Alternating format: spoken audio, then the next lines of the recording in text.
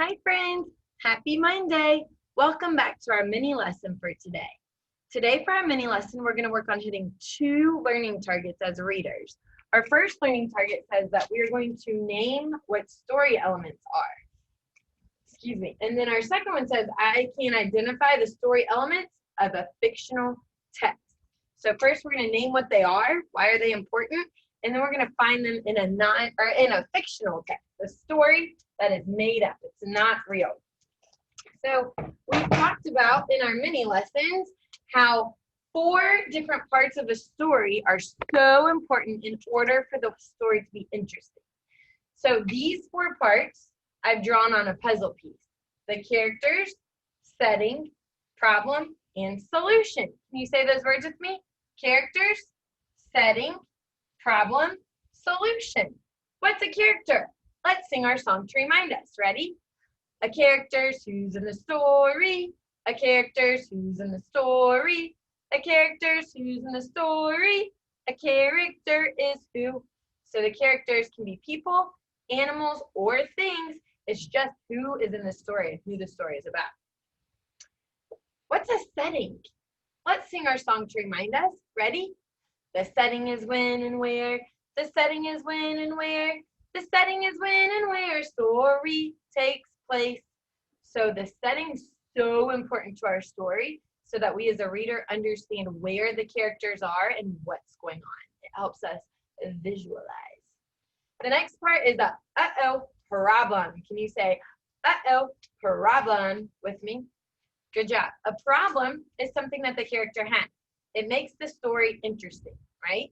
So we saw in the 3 little pigs, the pigs had a problem and the wolf had a problem. So that story was very interesting.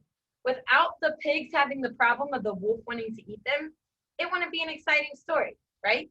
Just like if the wolf didn't have a problem of trying to catch them, probably not that exciting. If the story was, there were 3 little pigs and a wolf, and the wolf was sitting on a rocking chair, and the pigs built a house. The end. Is that exciting? No. So we have to have a problem in the story in order for the story to have some meat to it, in order for it to be interesting, okay? And then the last part is the solution. Can you guys say solution? Woo! So a solution is how the characters solve the problem. So we saw in our story of the 3 little pigs, they set that boiling pot of water out in the chimney so that the wolf would fall into it and burn his little hiney. And did it work? It sure did. Did the wolf have a solution? His solution was to try and get a ladder to go inside the house. But did his solution work? No, sirree. The pigs outsmarted him, and he ended up running away. So today we're going to look at a big book, a new book called The Enormous Watermelon. And we're going to think about what makes up this story, what characters are in it, where the setting is, what the problem is, and how they solve it. Today we're not going to read the whole thing. We're just going to talk about it. In fact, we're not going to read the words at all today. We're just going to get us set up for our lesson tomorrow when we do read the words. Because good readers don't just pick up a book and start reading and that's it. Good readers really think about what they're reading and what the purpose of the book is. So this is what we call a fictional text. That means that this book has information in it that is made up. It's not real. Okay? So our fictional text is a story. And our story today, The Enormous Watermelon, has some characters that if you know some nursery rhymes, you may or may not. These are rhymes back in the day that your parents probably know, not that far back in the day. But you're going to notice some characters if you do know your nursery rhymes. Humpty Dumpty, Mother Hubbard. So as a reader already, I'm able to make a connection to this book because I see characters that I know. But let's get started by practicing identifying parts of the book. So first, what is this part of the book called? The spine of the book. What does the spine of the book do? Holds the pages together. Very good. What's this part of the book called?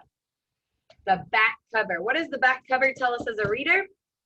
The story is over. What is this part of the book called?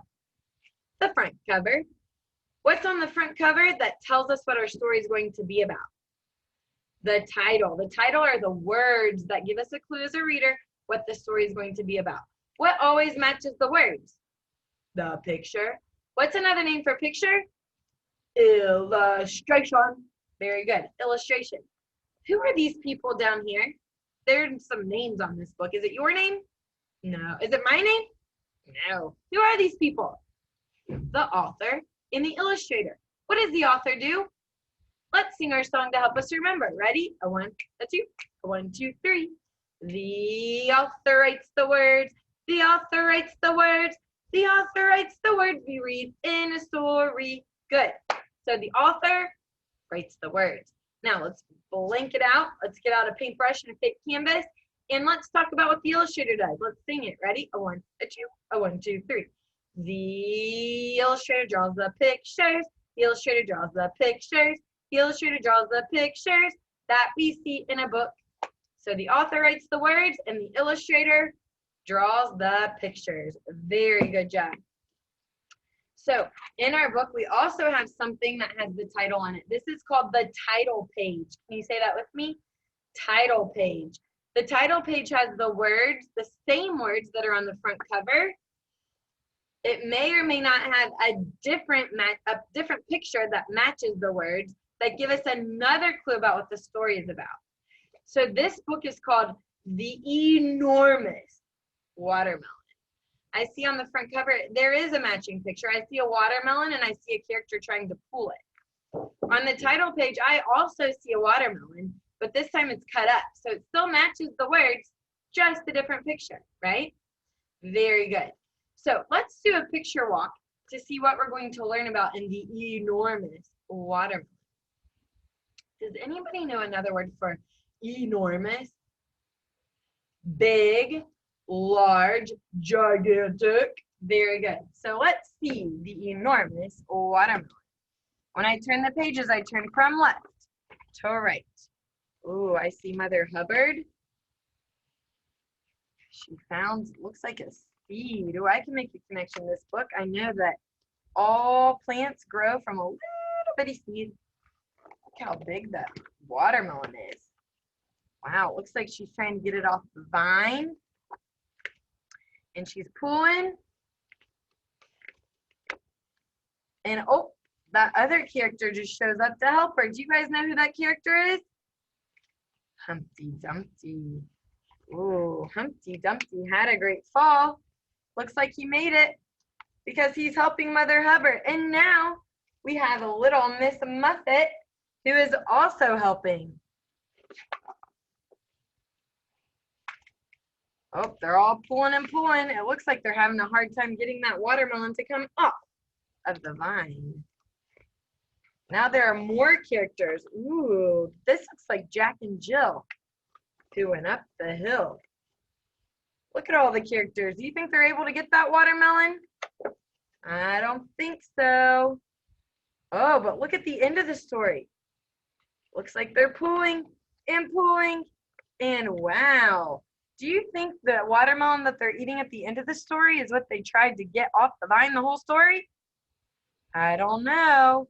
We did our picture walk. We could read the book by looking at the pictures, but we'll have to read the words tomorrow to tell us what actually happens in the story. Great job today, friends. Thanks for watching your mini lesson. Stick around for your secret password. All right, friends, are you ready for our secret password of the day? For your secret password, you will need flip it over to the back. That's right. It's just simply flipping over the back of your checklist to a blank sheet of paper like this. Today's password is going to have a shape and a popcorn word or a safe word on it. So today's shape is going to be a shape that has 4 sides. 2 sides are long sides, 2 sides are short sides. If you said rectangle, that's right. We're going to draw a rectangle. You can do yours standing straight up tall or laying sideways. Let's count how many sides it has. 1, 2, 3, 4. Very good. Now your popcorn word is mine. And why? And why? This is how you spell that. You're going to do a rectangle and the word mine. And why? Great job. today, Reading Detective. I will see you